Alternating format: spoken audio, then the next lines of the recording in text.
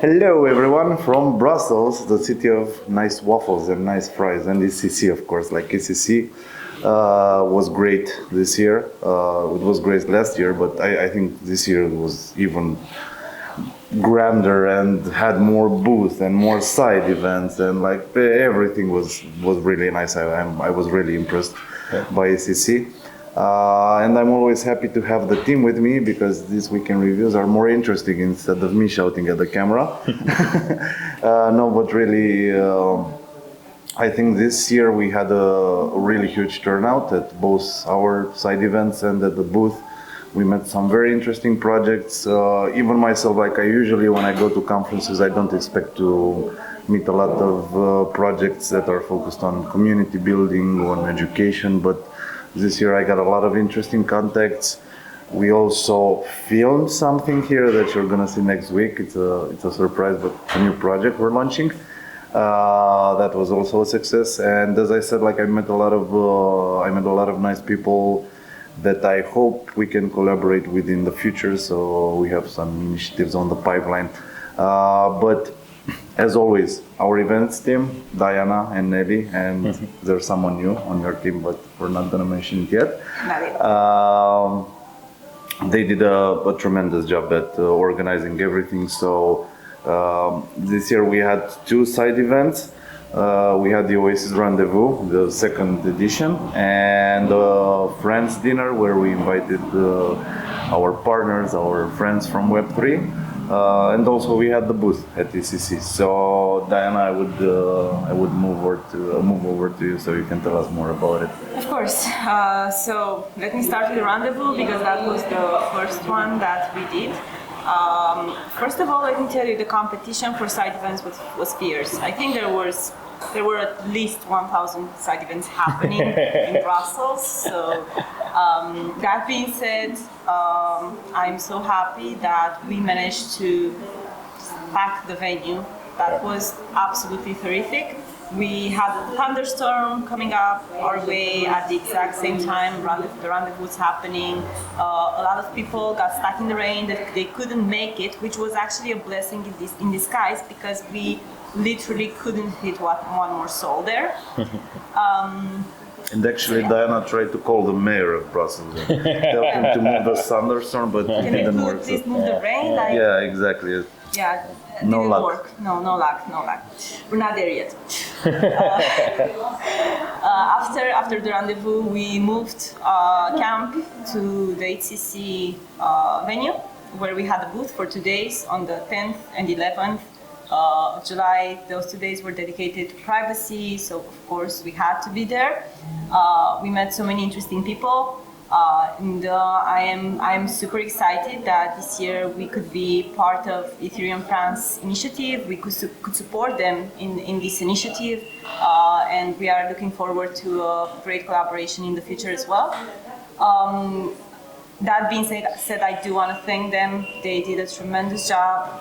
Everything was just planned to perfection. So we are super grateful that they included us in this initiative.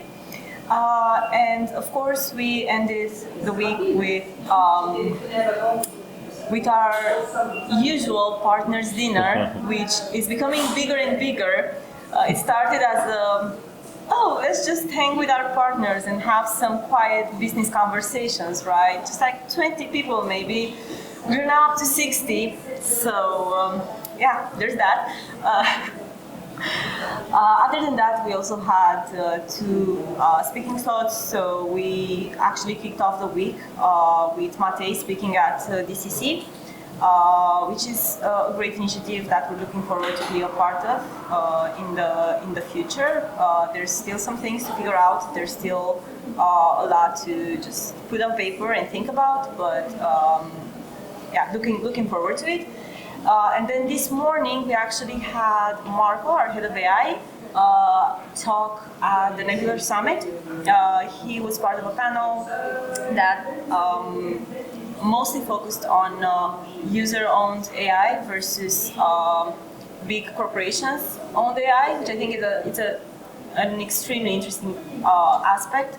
I guess there's some partnerships in the pipeline because the business conversations that were happening there really good. They were.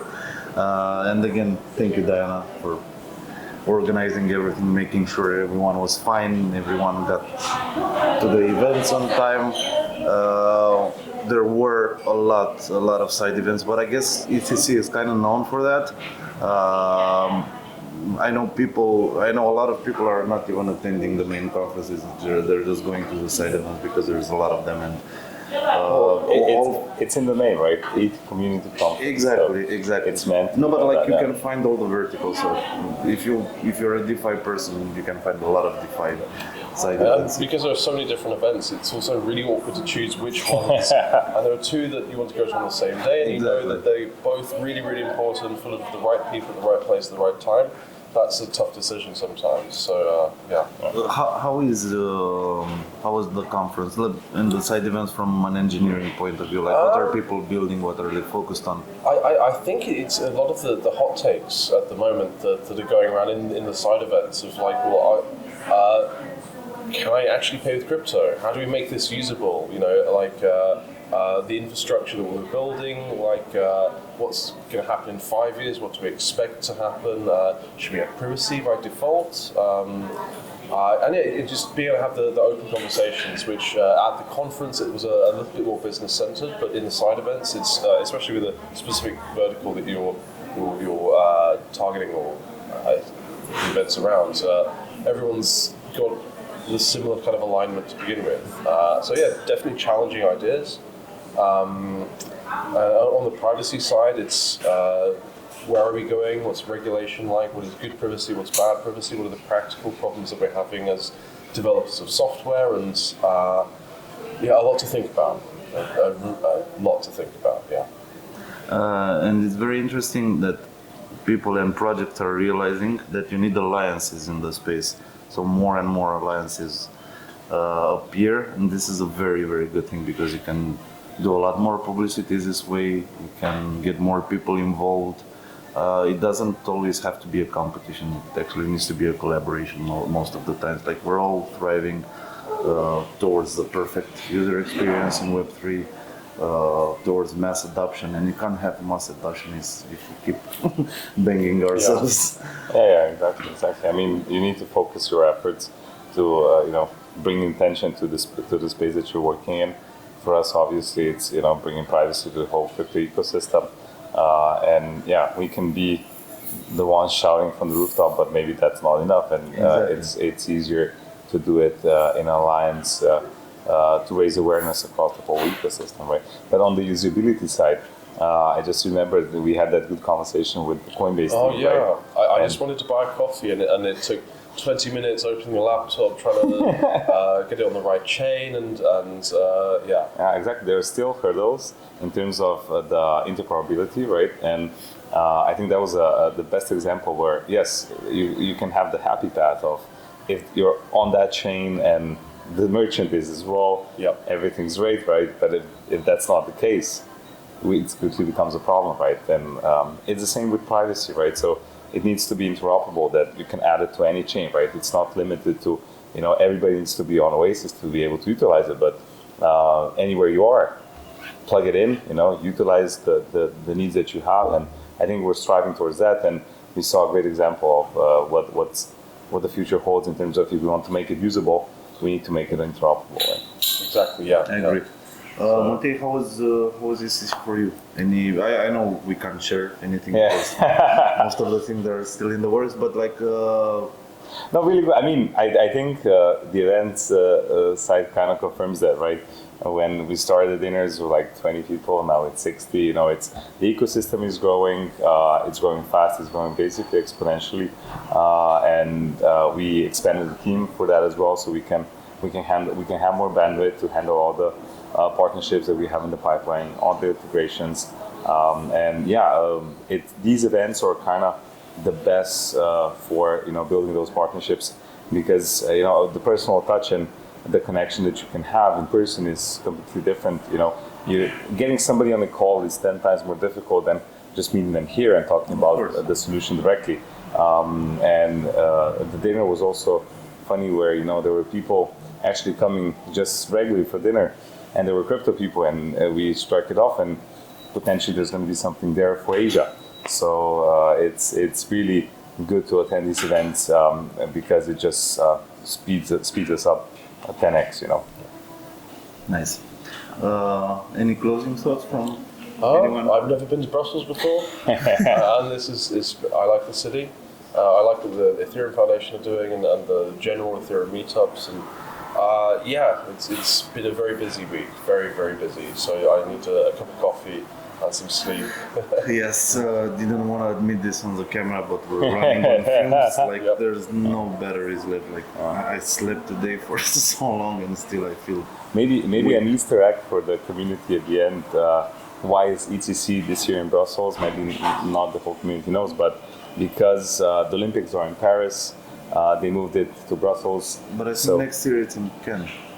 Not Yeah. Ah, so I saw There's moving that? guys on yeah, Twitter. there's a lot of conversation there. Okay. So it's a little bit, people are a bit worried that there wouldn't be enough accommodation there.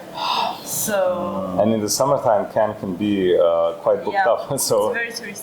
that's gonna be interesting. But I mean, it's organized by Ethereum France, so they probably want to return it to France. I do want to send a message to the team at Ethereum France. Just want to put this out there, Amalfi Coast. Maybe.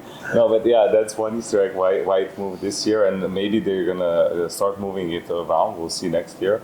And there was also a running joke here with all the side events, right, where how Ethereum conferences are also becoming like a layer 1 and layer 2, where you have so many side events as a layer 2, and then the main event is layer 1. So yeah, there's some funny analogies. One other thing that I'm incredibly happy about is I did not hear, I think literally I did not hear any price talk. Only people talking about building. And we've got the hackathon as well coming up at ETH Global, and I won't make that, but that's also the continuation of the conference and exactly. all the developers. Yeah. This is where the space needs to steer towards. Yeah, that's true. But yeah, we're tired. We're gonna go have coffee, probably something to eat, and I'll see everyone next week. Thank you guys for joining me. Thank you. I know it's a burden, but thank you for doing this. No, but I know we're all tired. We're happy to do it. Yeah, bye everyone. Bye. Bye.